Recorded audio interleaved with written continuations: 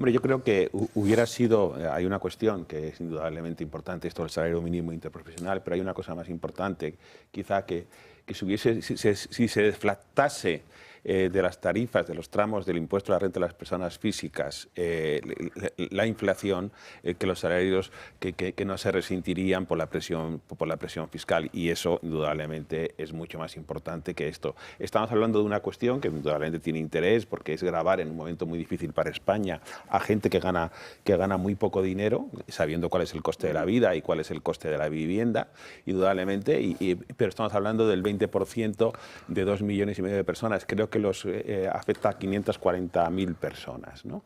El salario mínimo interprofesional que se habla de, y eso a esa gente, sí, efectivamente, de la subida de 700 euros se le van a retener 300, prácticamente es el 43% de la subida salarial, ¿no? Entonces, bueno, pues es importante, pero hay que decir que el salario mínimo interprofesional, según datos de CEPIME, ha evitado que en España se creen 350.000 puestos de trabajo.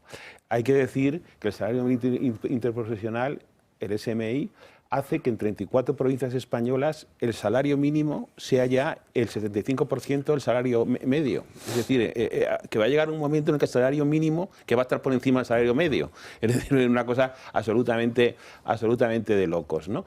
Y, en fin, el salario mínimo ha subido desde el año 2016 el 71% y desde el año 2018, que está Sánchez, el 61%. O sea, estamos hablando de cifras importantes. Mientras que los bienes de equipo han subido el 17%. Eso quiere decir que posiblemente se incentiva la mecanización. Es decir, podemos llegar a un momento y decir, mire, usted es que me da, es decir, será lo que sea, habrá que poner un salario mínimo, habrá que ponerlo, y no quiero entrar en la discusión. Pero España es el país con el salario mínimo más alto de Europa, y es el segundo país de Europa también que tiene un menor incremento de la productividad. Es decir, que lo que no podemos ir es contra las leyes de la economía. Ponga usted el salario mínimo que quiera, pero va a llegar un momento en que a la empresa le va a compensar mucho más hacer una inversión en una máquina y suprimir no sé cuántos empleos que seguir pagando este tipo de nóminas, ¿no? Porque no solamente son 1.184 euros, que desde luego es una cantidad, entiendo, para la gente que la está cobrando, pues un poco para la contienda de la vida es una cantidad que menor, pero claro, a la empresa le sale que prácticamente el coste por empresario a la empresa le sale a casi 2.000 euros, a 1.900, entre 1.900 y pico y 1.800, ¿no? Entonces, bueno, pues podemos seguir hablando de este tipo de cosas, desde luego deflactar hubiera sido más interesantes, ¿no?